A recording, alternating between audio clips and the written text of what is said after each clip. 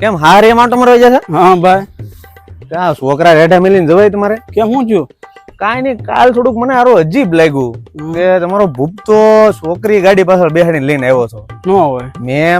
મેં એમ તો જોયું કે આમ મને પાછા આગેના નંબર, મેં એમ તો આગળ પૂછ્યું કે ક્યાં કોણ છે ભૂપતા?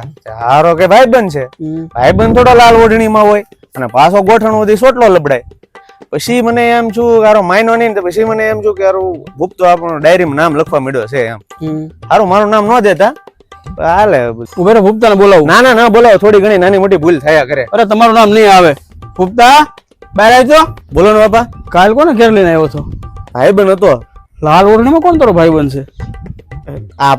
તમને આવી ફા હું કોણ ભરાવે? પણ આ રમક્કા કે રમક્કાનું કામ શું છે? ઘરમાં ગોદા ગણવાનું. સોસાયટીમાં હમણાં ચોરી થાય તો કોઈને ખબર નહીં હોય.